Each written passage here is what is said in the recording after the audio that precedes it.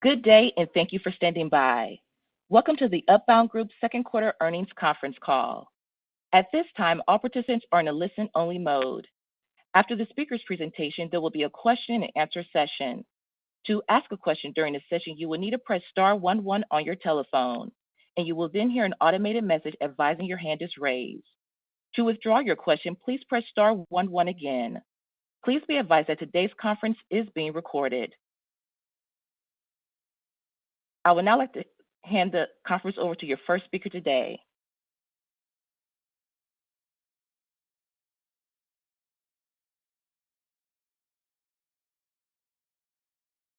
Good morning, and thank you all for joining us to discuss Upbound Group's performance for the second quarter of 2025.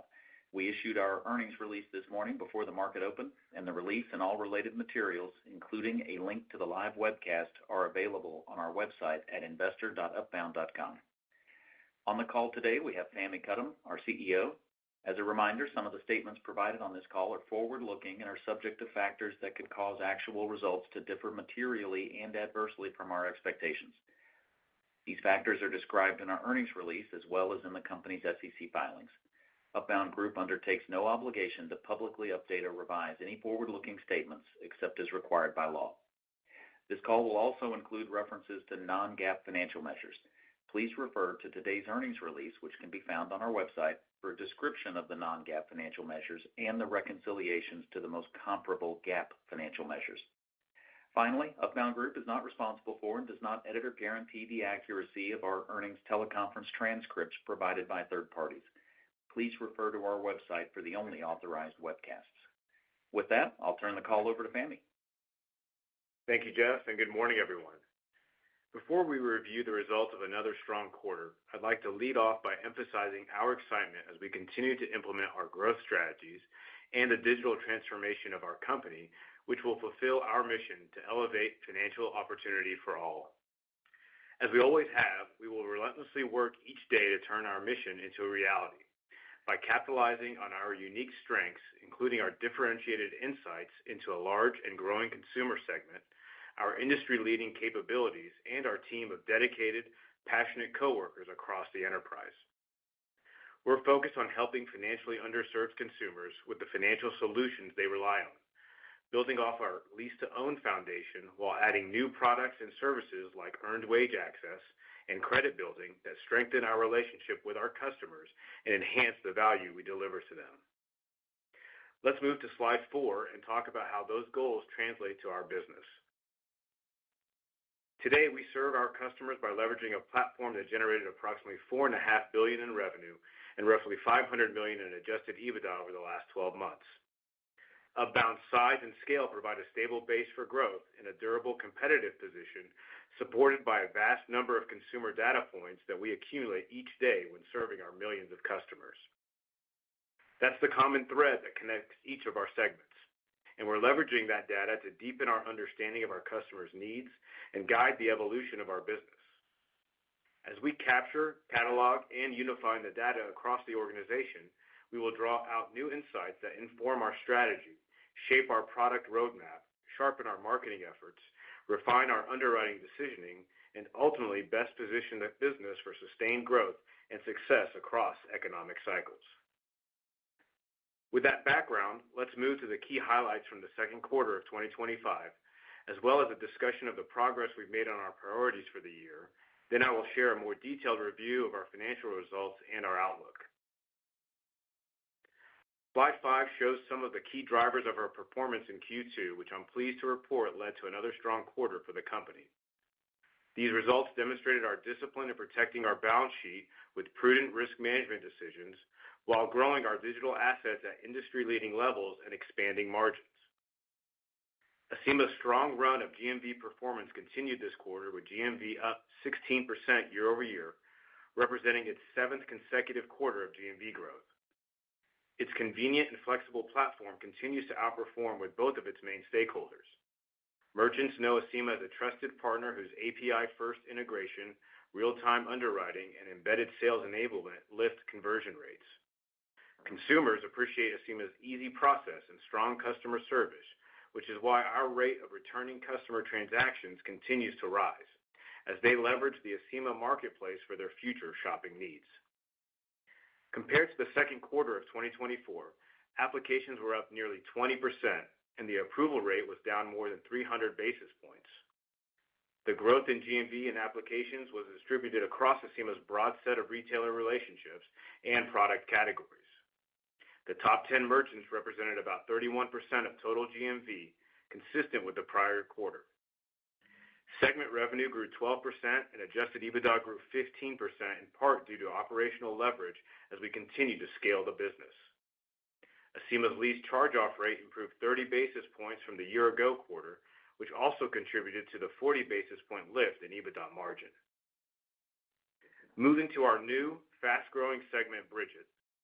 Brigit continues to thrive with nearly 40% revenue growth, powered by another quarter of over 20% growth in subscribers versus the second quarter of 2024.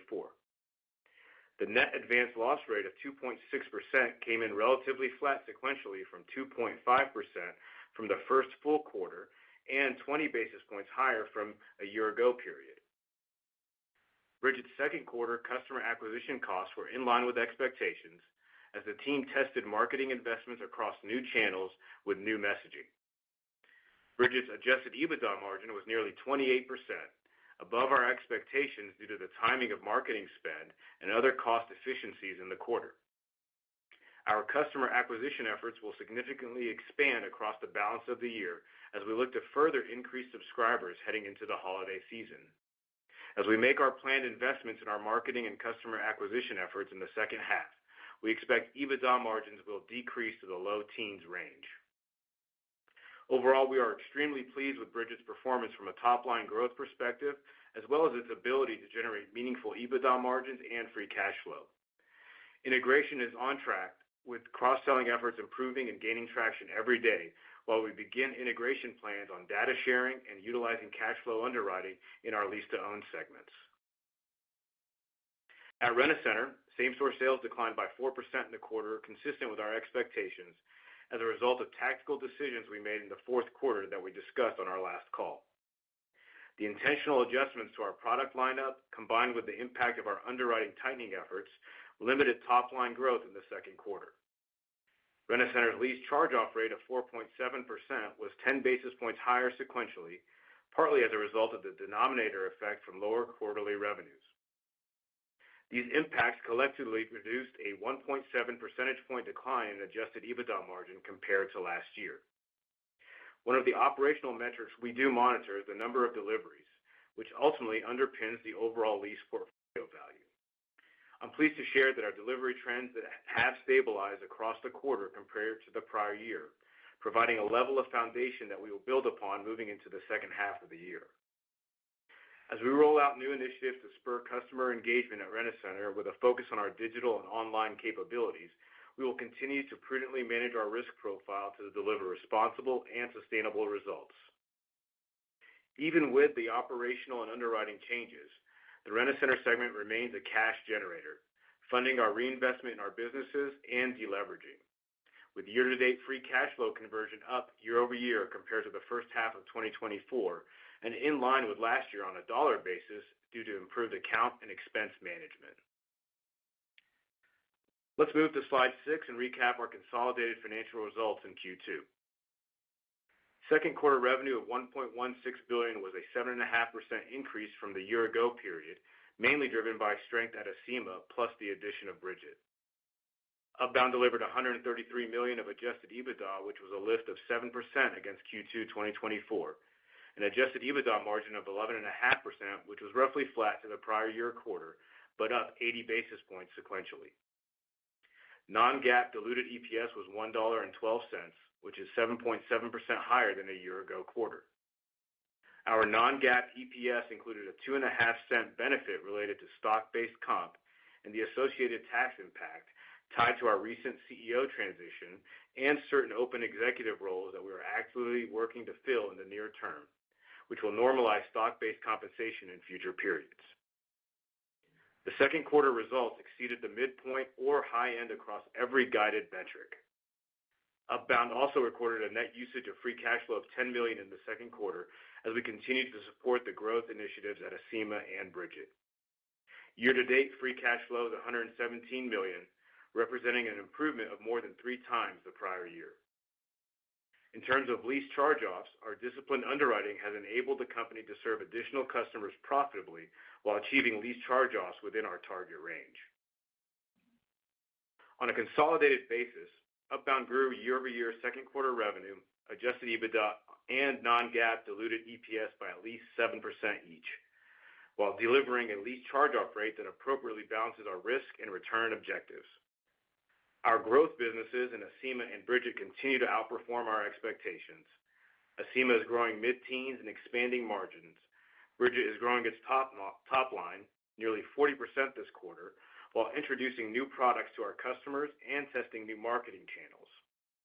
We're really proud of these results and our ability to operate successfully despite a difficult market backdrop. Our cash flow engine, Rent-A-Center, is under top-line pressure due in large part to our underwriting tightening as our core consumer continues to be under pressure, fighting against the accumulation of higher prices for the past couple of years. These actions reduced deliveries, but we were still able to produce mid-teens EBITDA margins and generate significant free cash flow. Across the quarter, we did not see a direct impact to our business from the recent federal economic policy changes, but we're ready for that change if and when it starts to ripple through the economy. For our consumers, we expect there to be some puts and takes. Considerations like higher prices and enhanced requirements for certain governmental assistance programs like SNAP and Medicaid, in addition to the resumption of student loan payments, may have a more pronounced impact on lower-income consumers. But unemployment and gas prices remain low, and recent legislation may put more money in our consumers' pockets through new tax policies covering tips and overtime. Overall, our core consumers remain resilient and have grown accustomed to a volatile market over the past couple of years. They are constantly evaluating spending priorities and recalibrating their spending behavior. We see it every day, and they're still spending, but being cautious on bigger ticket items, managing bills to align with their cash flows, looking for discounted deals, and focusing on making their dollars deliver more value than ever before. We are being equally as vigilant, and we continue to refine our decisioning across the enterprise based on early performance indicators. We're confident that our model and our consumer solutions will help us succeed no matter the economic backdrop. We're ready to help our customers navigate the shifting consumer landscape with our new liquidity solutions and our flexible lease-to-own solutions that provide customers with access to products they want and need through low payment structures with no long-term financial commitment. We are ready to welcome new customers as we grow our reach, and we will continue to support our current customers as their needs evolve. On slide 7, I will share an update on the strategic priorities for 2025 that we outlined at the beginning of the year. At Acima, our ongoing digital investments passed a major milestone in the second quarter with the debut of Acima's new website, which features an updated look and feel with more streamlined navigation to make the customer experience more enjoyable and efficient. During the development phase, we also migrated the site to a new e-com platform, offering more scalability and flexibility for future enhancements. And that scalability is especially important as we began to pilot Acima's in-store virtual lease card in the quarter, which really opens up a universe of opportunities for consumers and retailers. Now, a consumer with the Acima app can walk into any retailer selling durable goods and choose an item. And the leasability engine in the app will confirm whether it's a lease-eligible item or not in real time in the cart. The shopper can then tap to pay with Acima's virtual lease card while bypassing the usual waterfall of credit options, making leasing universally accessible on a foundation of safety, speed, and privacy. We believe initiatives like these will create more scale and efficiency, driving margin improvements in future quarters. In addition, these investments will keep existing customers and merchants engaged and returning, as we will be able to send more and more customers back to our merchants, reinforcing Acima's value to our retailers. Merchant growth is also part of Acima's growth strategy, and I'm pleased to share that in the quarter we were able to extend one of our largest accounts to a new 5-year agreement with a deeper mutual commitment that now gives Acima LTO exclusivity in all states that allow lease-to-own. Our technology and commitment to innovation have positioned Acima to continue increasing its market share and showcasing Acima's growing capabilities while serving as a marquee to attract new merchants of all sizes. Let's shift to Brigit, where our focus on innovation continues to power subscriber growth. To accelerate our momentum, Brigit is expanding its marketing efforts into additional customer acquisition channels using a test and learn approach. We expect to amplify our marketing efforts across the balance of the year as the cash advance product is expected to be more relevant than ever for our core consumers, especially if the macro environment worsens. Brigit is also innovating on the product side and is currently piloting a line of credit offering with a loan size ranging of up to $500, which is twice the current $250 top end of the instant cash product. It's an efficient alternative for consumers carrying a variety of debt, including BNPL loans, since this is a single product with a payment plan option up to 9 months. As we continue to cross-sell Brigit solutions to our Acima and Rent-A-Center customers, we're excited to feature another product that addresses our consumers' needs for liquidity and financial flexibility. Across the balance of the year, Brigit's priorities will continue to focus on growing the subscriber base by leveraging new acquisition channels and new products while increasing retention and managing losses. We believe the investments we're making this year in innovation and cross-company collaboration will accelerate Brigit's near and long-term growth curve. At Rent-A-Center, we are targeting our investments towards near-term sales enablement efforts to better leverage our existing scale and return to growth. As an example, to offset underwriting tightening on the web, we've recently introduced preliminary approvals whereby select shoppers are invited to finish their application in-store, which helps us lift approvals and create store-based relationships while managing our risk profile. In addition, we're piloting agentic AI to deliver real-time sales coaching and context-aware suggestions aimed at higher conversion and improved store productivity. The tool keys on contextual markers like shoppers' browsing history to deliver a more personalized interaction, and it leverages those outcomes to improve future suggestions, which we believe will drive higher lease volume. I'm also pleased to share that last month marked the national launch of Rent-A-Center's Refer a Friend program, which enables our customers who already appreciate the value and flexibility we deliver to become trusted ambassadors who can introduce new consumers to our brand. In return, they'll earn rewards that can be redeemed towards future rental payments. We look forward to seeing these initiatives make a meaningful contribution to Rent-A-Center's growth over the coming quarters. Collectively, these investments across all of our brands will support our strategic imperative to serve our customers whenever and however they prefer, and that preference continues to migrate to online channels. Today, over 50% of our revenue is through our virtual platforms, and we look forward to driving that even higher in the coming quarters. Let's now turn to the segment results and then discuss our outlook for the balance of 2025, after which I will take questions.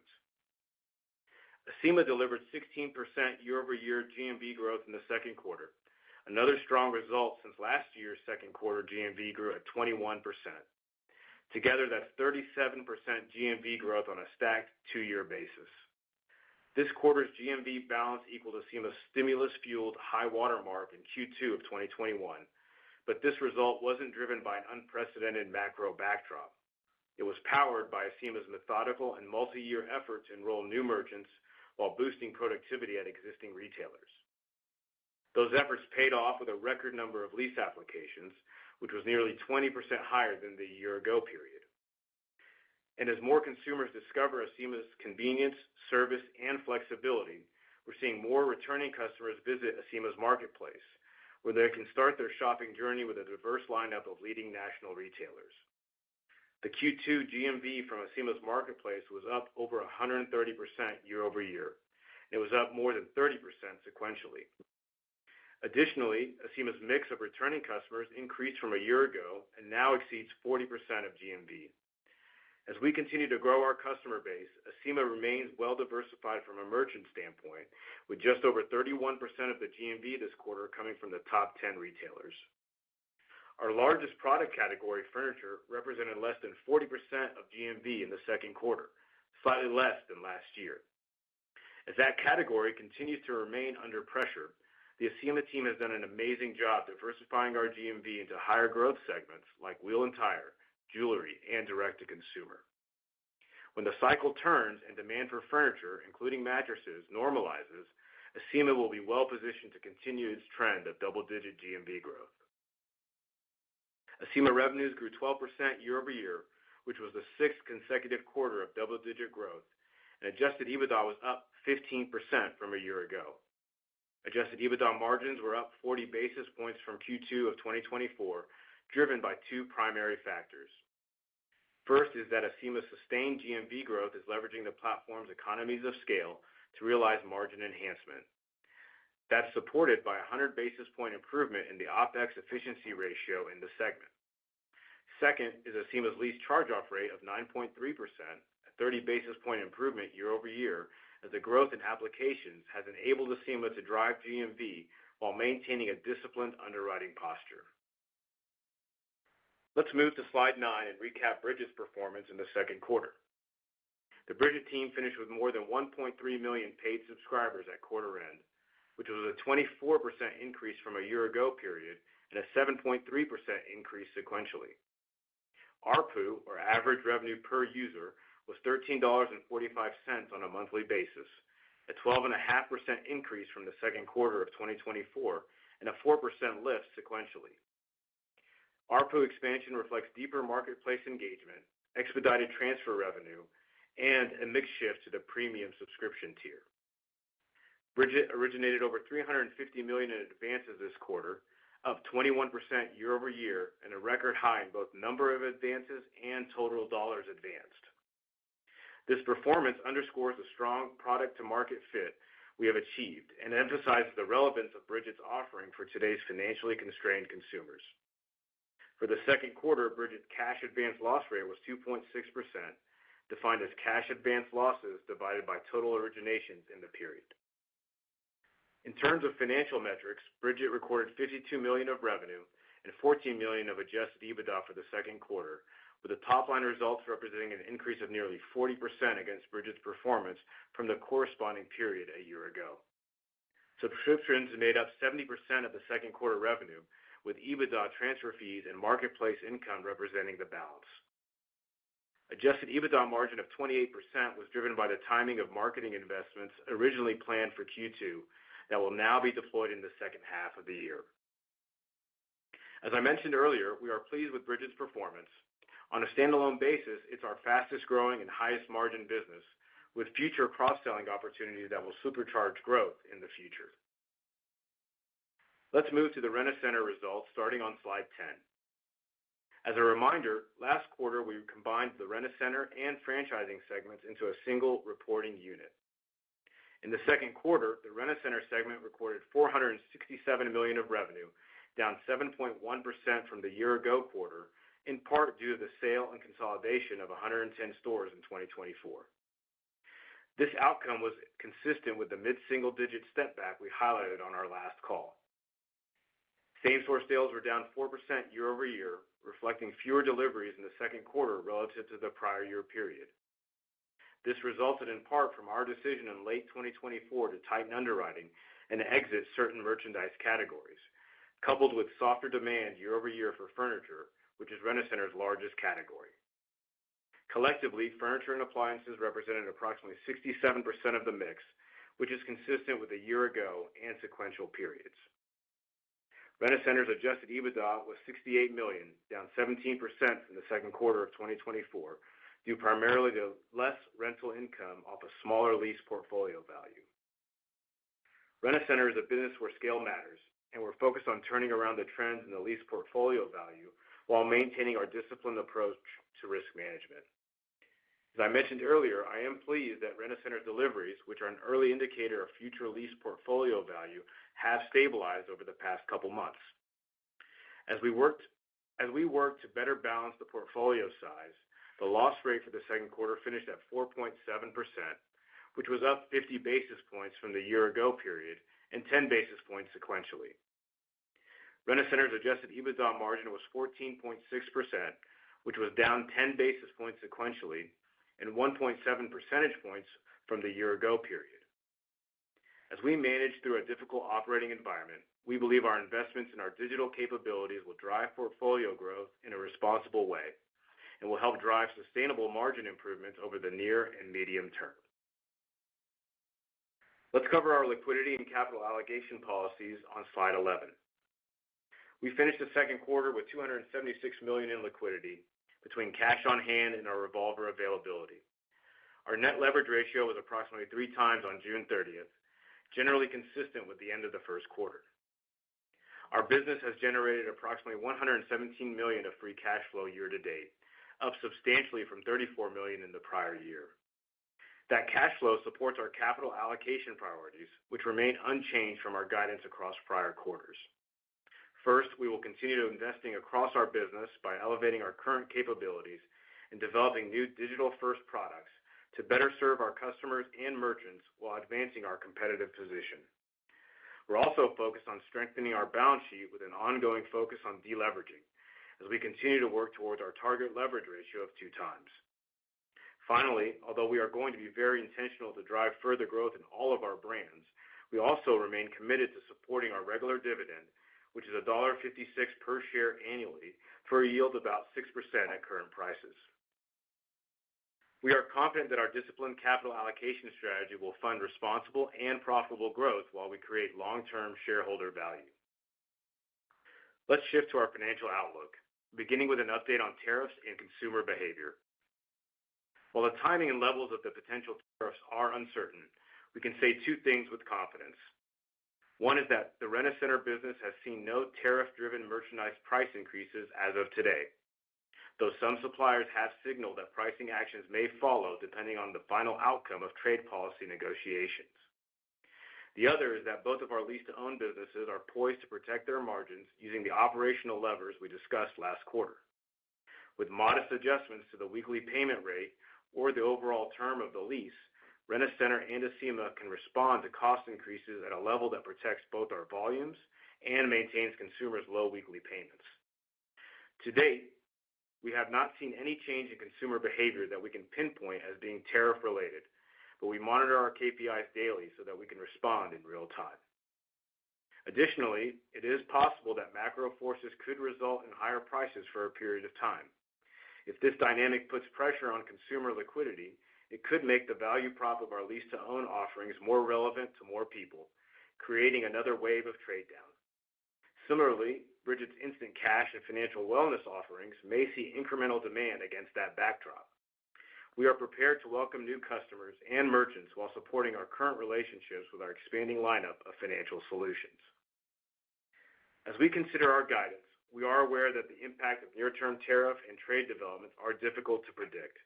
However, we know that our business is durable and resilient, with growth opportunities available across all economic cycles. With our strong start to the year and with the continued momentum in Acima and the Brigit segments, we are tightening the range of adjusted EBITDA to $515 million to $535 million and raising the midpoint of our full-year non-GAAP diluted earnings per share guidance by tightening the range to $4.05 to $4.40 per share. In terms of the third quarter, we expect revenues ranging from $1.05 billion to $1.15 billion, adjusted EBITDA of $120 million to $130 million, and non-GAAP EPS of 95 cents to $1.05. Rent-A-Center's revenue should follow the same seasonal sequential path as 2024, with a mid-single-digit step back in Q3 compared to Q2, with EBITDA margins down slightly sequentially despite an improvement in loss rates. We expect Acima to deliver low double-digit GMV and revenue growth, with EBITDA margins slightly better than a year-ago period, and lease charge-offs are expected to remain stable year over year. Brigit's Q3 revenue should be slightly up sequentially, with expected low teens EBITDA margins and a net advanced loss rate in the 3% area as new models are refined, new campaigns are run, and new products are tested. For corporate costs, we expect the impact to adjusted EBITDA in Q3 to be consistent with Q2. Also at the corporate level, our net interest expense in Q3 should be in line with Q2. We expect the tax rate to be consistent with 2024 at approximately 26% and steady across the quarters, with an average diluted share count for the year of approximately 58.7 million shares, which includes the shares issued for the Brigit acquisition. During the second quarter, we continued to have discussions with counterparties related to the various pending legal and regulatory matters, including the previously disclosed multi-state AG matter and the McBurney, California class action related to the legacy Acceptance Now business. After evaluating the status of our negotiations under the relevant accounting guidance, we recorded an additional accrual of $31.7 million in the second quarter. Last week, after the quarter closed, Upbound reached an agreement in principle for $14 million to settle the McBurney matter, which was substantially reserved for as of June 30th. The McBurney settlement in principle remains subject to finalizing a definitive settlement agreement and approval of the class settlement by the trial court.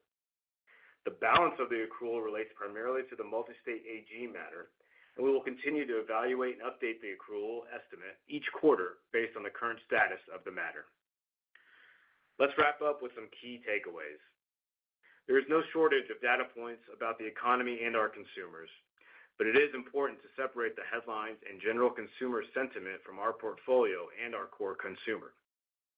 The macro environment is uneven with some mixed signals, but our business is fundamentally strong and built to succeed across cycles.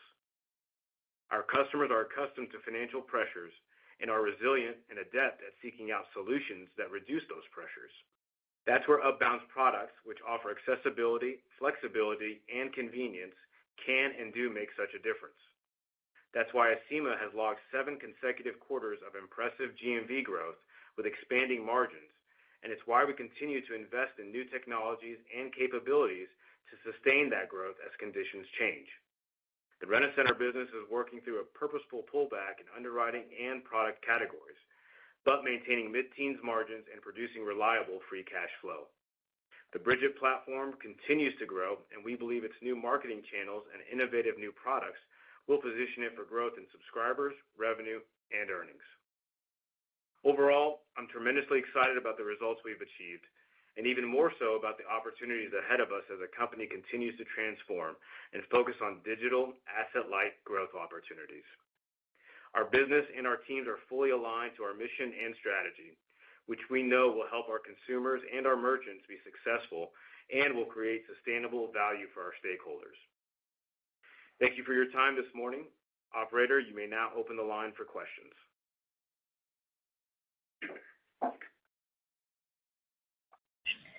Thank you. At this time, we will conduct the question and answer session.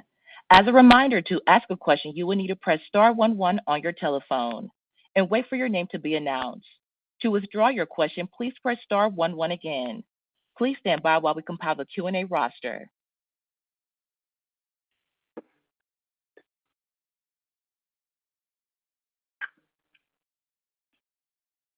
Our first question comes from Vincent Caintic at BTIG. Your line is open.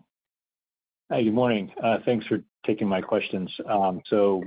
Great results and nice to see the improvements continuing in Acima and Brigit. Wanted to talk about Rent-A-Center, and you described, that there were adjustments made last year, and those are still flowing through. So I was wondering if you could maybe first in the near term talk about if it's possible to describe the drag to results from those adjustments, and maybe also from the product categories you have. So I know there's still a lot of exposure to furniture and appliances. And then if you could talk about the long term of Rent-A-Center, what's your view of the long term growth potential? Could it be, what level of growth should we be expecting once all of this normalizes? Thank you. Good morning, Vincent. Thanks for the question. Look, I think as we discussed last quarter on the Rent-A-Center side, we did do a purposeful pullback on the credit side and tightening around underwriting, and that's going to have an overall impact on revenue and EBITDA as we saw in the quarter, consistent with how we guided at the beginning of the year and how we've guided last quarter. So a couple of factors, right? You have the reduction of 110 stores or so this year versus last year. The underwriting tightening around especially new customers coming through the web. And then the product categories that we talked about, around mobile phones mostly, which is another form of underwriting, all of that have impacted the Rent-A-Center results. And in this environment, you feel like taking a more conservative approach in underwriting is prudent. As we've talked about, our consumer, generally is resilient, but is still under pressure just from the accumulation of higher prices over the last couple of years. Your question around, how big of a drag is it on the results? Without these moves, I would say without the tightening on underwriting and the product categories, we would have been flat to maybe slightly up on a same-store sales basis. We are going to lap some of these changes starting in the third quarter. From a general underwriting standpoint, we started to tighten midway through the third quarter. The product categories really were eliminated in the middle of Q4, so we'll start seeing some lapping of that underwriting in the second half of the year.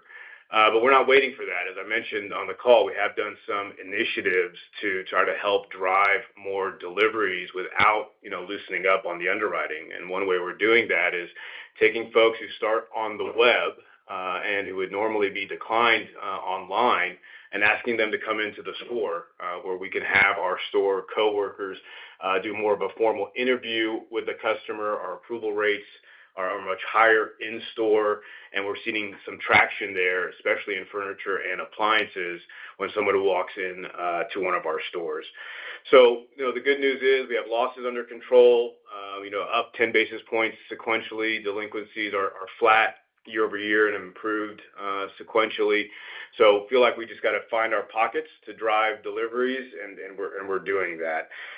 So in this environment, being down 4 percentage points or 4 points on a same-store sale basis, we think it's prudent to take a conservative approach to underwriting. And then long term, the opportunity for Rent-A-Center, we've talked about it, is how do we deliver that omni-channel experience, and how do we become more of a digital e-commerce player while still leveraging the store capabilities and all the benefits we've talked about by having a footprint in the communities, but leveraging all the traffic that we get online and through rentacenter.com. So our goal is to turn into positive same-store sales, hopefully by the end of this year into 2026, and then grow at low single digits going forward. Okay, great. That's super helpful detail. Thank you for that. And then switching over to Bridget, so very nice results this quarter.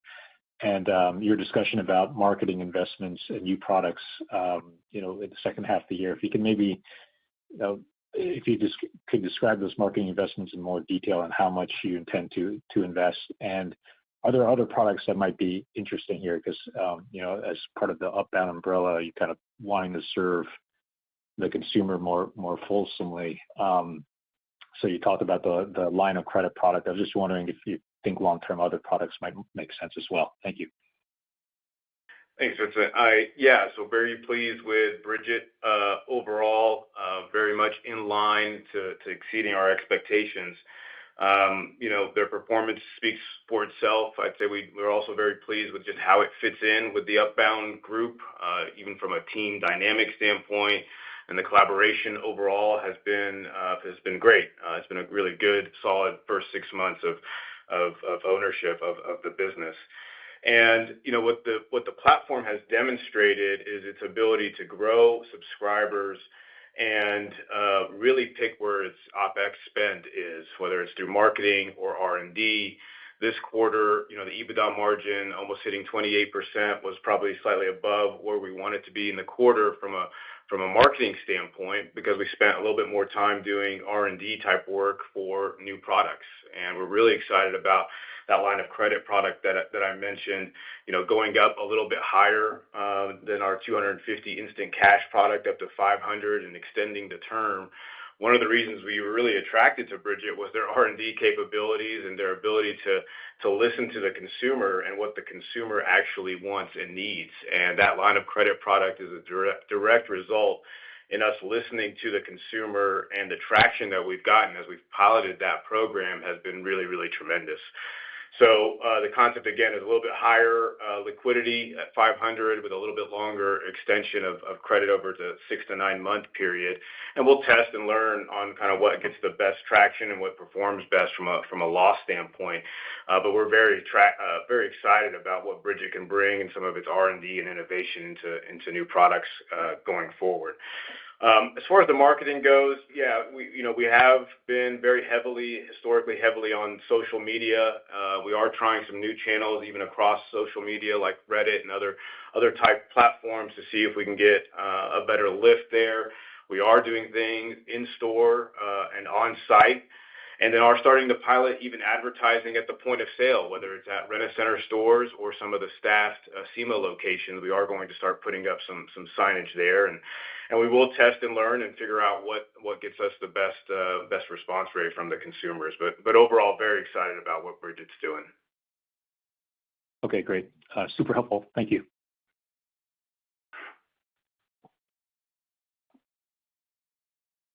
Our next question comes from Bobby Griffin at Raymond James. Good morning, buddy. Thanks for taking my questions, and congrats on a good second quarter. Thanks, Bobby. Sam, I guess first to start, a lot of detail on the different customer segments of your business. Like, but if you had to take it maybe just a high level, would you call your core customer across the platform stable versus maybe 1Q or versus 6 months ago? Just trying to connect kind of where the customer is first here. Bobby, you're breaking up just a little bit, but I think I got the gist of your question being around the consumer and how it's trended. I would say stable over the last few months, few quarters. Still under pressure, as I mentioned in our prepared remarks. The core Rent-A-Center and maybe the bottom end of the Acima business, that consumer has to deal with high prices, and inflation is still high. But there are some puts and takes. On the good side, unemployment's still low. Gas prices are still relatively low. There is some wage growth, and some of those new tax policies that I mentioned around not tipping or not taxing on tips and overtime should be net positive to the consumer. But overall, there's still a lot of uncertainty. So I would say stable as far as just general consumer behavior and strength of the consumer, but we are being very mindful of it and still taking a pretty conservative approach from an underwriting standpoint. And as we look at just the overall portfolio strength at both Rent-A-Center and Acima, as we've been able to tighten our underwriting and look at where our portfolio sits today compared to where it was a year ago or 2 years ago, the mix has definitely shifted to the upper ends of our risk profile.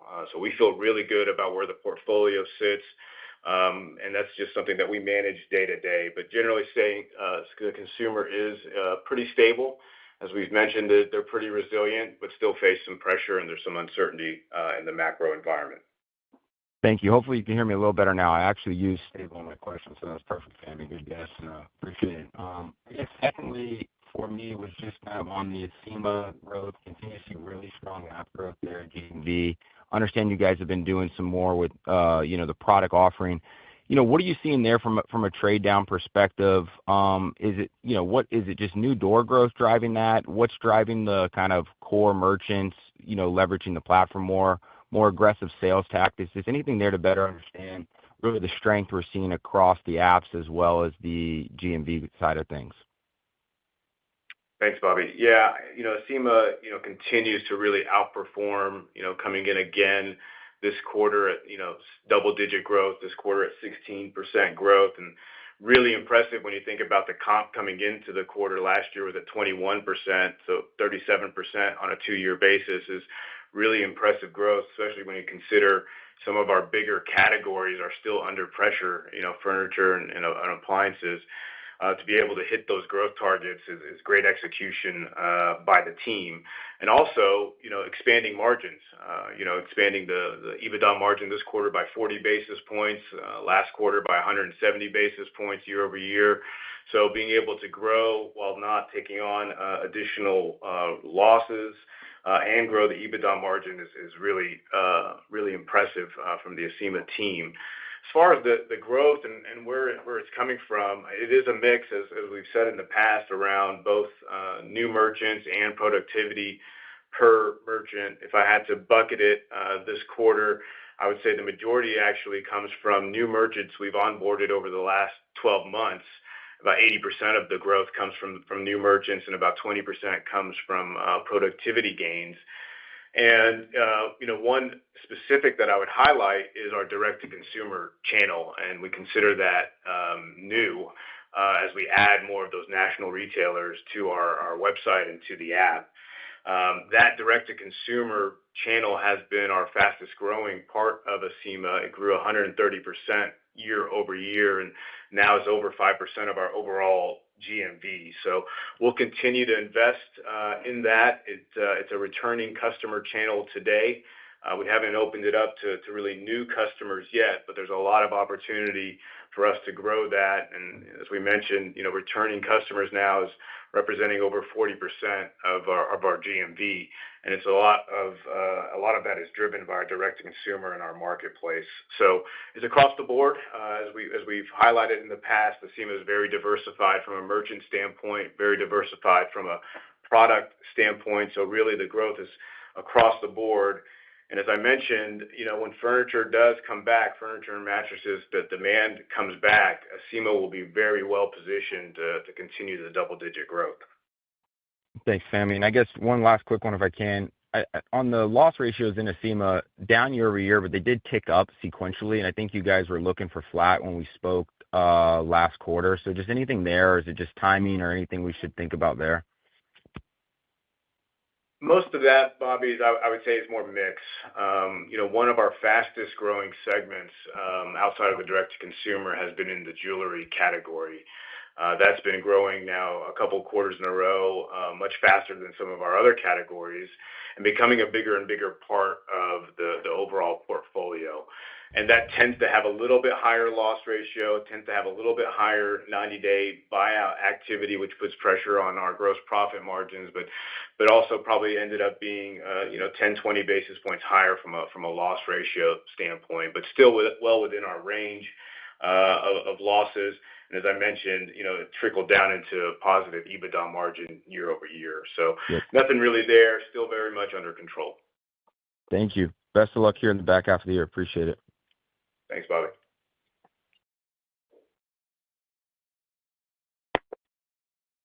Our next question comes from Brad Thomas at KeyBanc Capital Markets. Good morning, Fahmi. Thanks for taking the question. And we, too, think these were very good results in a tough environment out there.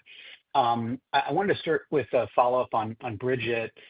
You all said that you thought revenue would improve slightly on a sequential basis. And obviously, you gave a very positive framework for how you're thinking about sales and EBITDA over the next couple of years at the time of acquisition. And so I was wondering, having owned the business for 6 months, if you could share a bit more about how you're feeling about that outlook potential, because obviously it's positioned to be a very significant contributor to sales and EBITDA over time. Morning, Brad. Thanks for the question. Yeah, as I mentioned, very, very pleased with the performance overall. Still very much on track, hitting our 2025 guide, as well as positioning the company to hit the big ramp up in growth in 2026. And as you recall, the 2026 number really didn't have any benefit of some of the cross-collaboration and cross-selling that we have been working on. So feel like we're well positioned there. We are being pretty methodical in how we tap the Rent-A-Center and Acima customers, and really testing and learning there, but feel really good about Brigit on a standalone basis, being able to hit the numbers that we expected at the time of the acquisition. The first half of the year has been above our expectations, as you mentioned, both on the top line and on the EBITDA side. So nothing that we've seen in the first 6 months has really slowed us down. If anything, we're more and more positive about the acquisition and the future cross-collaboration between all the segments. That's very helpful. Thank you. And if I could add a follow-up on the Rent-A-Center side, you've already given a fair amount of detail here, but just as we think about the quarters ahead, and I know this is kind of a macro call that I'm asking you to make here, but is there a good way to think about when some of the EBITDA dollar pressures could potentially subside and when you could at least flatten out, if not start to take it back to growth for that segment? Yeah, I think I mentioned, Brad, we were going to start lapping some of these changes that we made on the underwriting side, in the second half of the year. We'll get a little bit of back in the third quarter, and then we'll get a little bit more of it back in the fourth quarter. And then we're still going to lap some of the store closures and consolidations that we did also last year. So I would say early 2026, you should start seeing us really start to have a clean comp, and hopefully then returning into growth as we do some of these initiatives that we mentioned that hopefully help from a delivery standpoint. And then, look, if the macro gets a little bit better, then we'll be able to pick our spots on where we open up some of the underwriting. When we tighten underwriting between the two segments, it definitely has a different impact on Acima and Rent-A-Center. With Rent-A-Center, given its fixed cost basis and having the stores, there's definitely something that we have to balance there between growth and taking on prudent risk, where Acima benefits from trade down and being able to grow store count. So, look, I think, we'll start comping. The comp starts to get a little bit easier in the second half, and then by the time we get into 2026, we should return to growth. Very helpful. Thanks, Fahmi.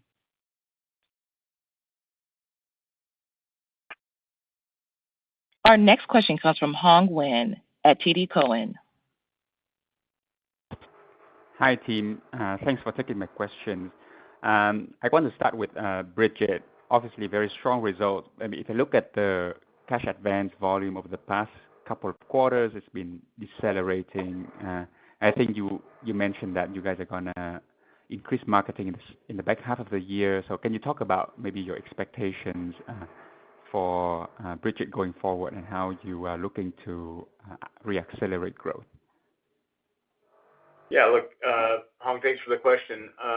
The Brigit growth, I think, speaks for itself. As I mentioned, 40% revenue, almost 25% subscriber growth year over year. The advances, doesn't have necessarily a financial impact onto the business given the subscription-based model. But the other thing that we mentioned in the prepared remarks was, the average revenue per user per month, growing mid-single digits sequentially and, up over 12% year over year. That is one thing that I would also call out as something that we are actively pursuing and seeing that grow sequentially, again, low single digits into the second half of the year. The traction that we get, as I mentioned, both on the instant cash product, the credit building product, and now the line of credit really justifies the market need and the market demand for this product. And being able to offer our customers across all the brands these liquidity solutions is really powerful for us. It expands our market outside of just durable goods. It gives us another solution to offer our customers and keep them in the network. So again, not to repeat too much, we're very pleased with what Brigit's doing, including its growth profile. Got it. And maybe on the leverage, given that I guess you continue to see some revenue headwind on on Rent-A-Center, which is about to lap, but you're also seeing very fast growth on Acima. So does that affect your ability to, I guess, quickly take down leverage? And when should we expect you to hit your target leverage ratio? Thank you. Yeah, free cash flow, compare this year to last year, this year to date, we're at $117 million. Last year was about $34 million. So free cash flow is a real positive story for us, and that's including the growth at both Acima and Brigit. Some of that betterment year over year is the pullback at Rent-A-Center. Obviously, the EBITDA declines in there, but also fewer and fewer purchases is also in that free cash flow number. So free cash flow has actually been a really positive story for us the first 6 months. The big, beautiful bill that was passed also gives us some cash tax benefit that we'll incorporate into the guide going forward. But needless to say, it will be a significant plus to free cash flow for at least the next couple of years. So we will get down to our 2x leverage target. I would say over the next couple of years, Hong. It depends on how fast we can grow SEMA and how fast we can grow Bridget. But if you just look at the guide for 2025, what we said was we could get leverage down to pre-acquisition levels by the end of the year. So let's hit that first, and then we'll try to get down to 2x as we progress. Got it. Thank you.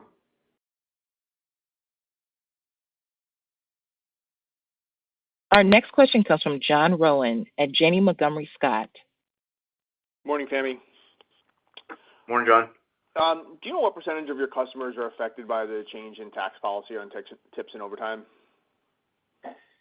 It's really hard for us to kind of pinpoint the exact percentage, but if you think about, Rent-A-Center customer making $25,000-$30,000 a year annual income, SEMA's, $55,000-$60,000, and Bridget's somewhere in between the two.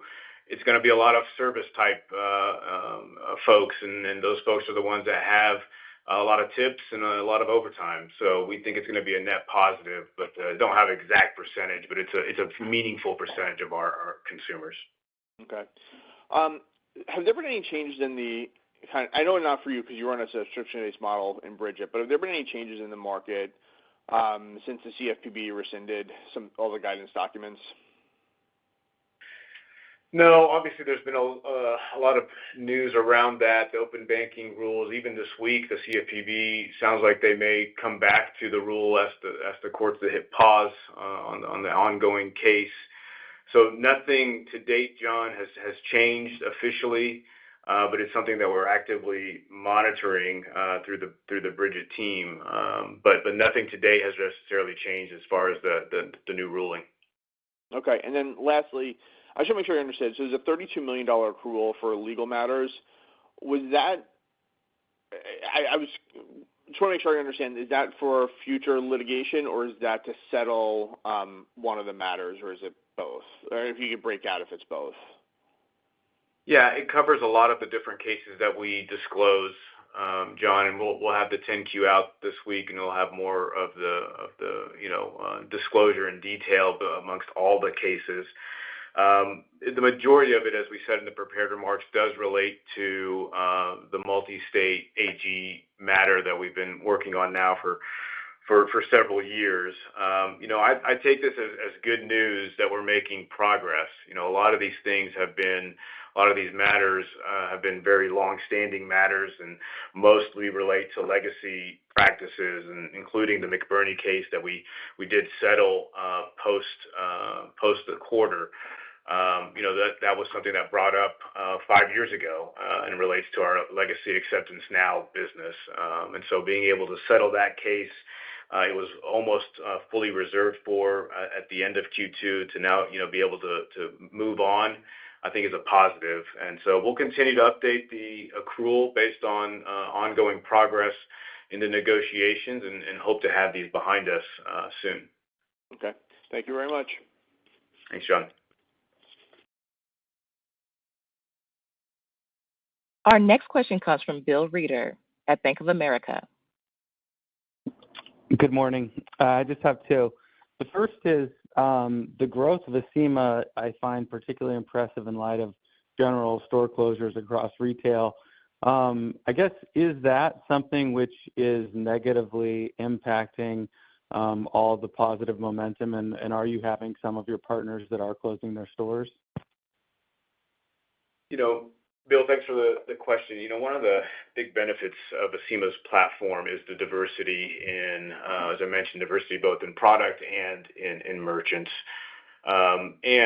Because majority of our business comes from small, medium-sized businesses, not one location closing or one merchant closing really has a meaningful impact to the business. So to answer your question directly, no, there hasn't really been anyone who's closed down that's been necessarily material to us.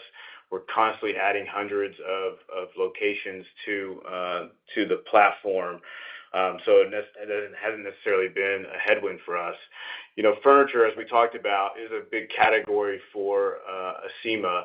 And the team has done a great job of, while that category has been under pressure, from the pull forward of stimulus, to diversify where the GMV comes from into different high growth categories. And I mentioned jewelry, electronics has been really, really strong for us as we've gone through the marketplace and added bigger retailers there. So no, to answer your question directly, hasn't necessarily been an impact for us. Great to hear. And then secondarily, you talked about getting towards 2x leverage towards the end of next year, potentially.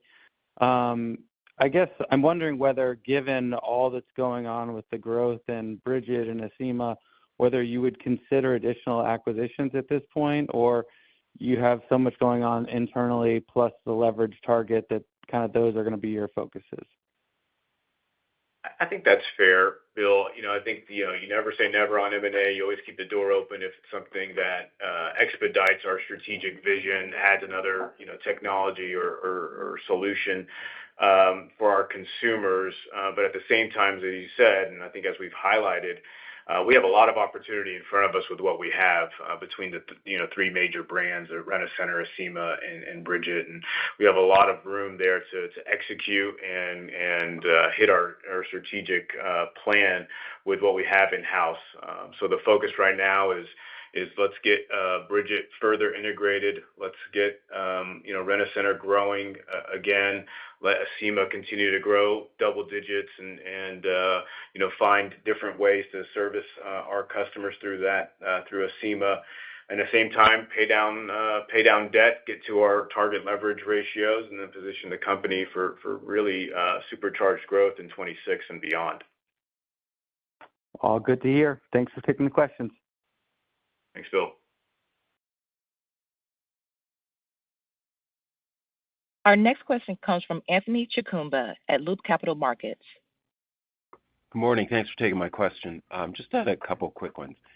First one, you had a 50 basis point year-over-year increase in the lease charge-off rate in the Rent-A-Center business. I was just wondering if you could just provide any color in terms of what the drivers were for that. Anthony, good morning. Thanks for the question. Yeah, look, I think, it's 50 basis points year over year. Some of that is, why we tightened late last year, why we removed some of those phones. Some of that has to go through the portfolio, and you're seeing that.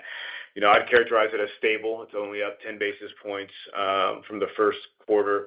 We've always said that 4.5% range in this environment, give or take 10, 20 basis points, is kind of fine for the Rent-A-Center business. So some of it is why we tightened in the fourth quarter and earlier this year. So some of that just has to work through the portfolio, but again, it's within a range that we find acceptable, especially as you have pressure on deliveries and the top line. Got it. Now that makes sense. And then just you talked when you had acquired Brigit, you talked about at some point, I guess, sort of migrating their decisioning engine to Rent-A-Center and Acima. I was just wondering if there's any update there. Thanks. No real updates. Definitely still something we're very focused on. Anthony, to be candid, it kind of comes down to prioritization of where we feel like we can get the best bang for our buck, if you will, with our time and resources. Similar answer to what we said on the marketing side, on the cross collaboration, between R&D, developing new products, and growing Brigit versus having some of the data sharing and cash flow underwriting. We are going to do some testing this year around that, just through the overlap of customers that we currently have. So we are starting on it. It is something that we think will be a big benefit for the combined company. Probably not something you'll see in 2025. Probably something that we'll tackle in 2026. Got it. Good luck with the remainder of the year. Thanks, Anthony.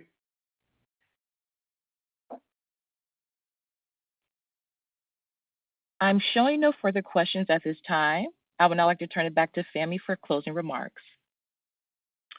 Thank you, operator, and thank you to everyone who joined us today for an update on our Q2 performance and our outlook for the balance of 2025. Before we conclude, I'd like to extend my sincere gratitude to all of my colleagues at Upbound. Thank you for your unwavering contributions in support of our mission, our values, and our customers. Have a great day, everyone. Thank you for participation in today's conference. This does conclude the program. You may now disconnect.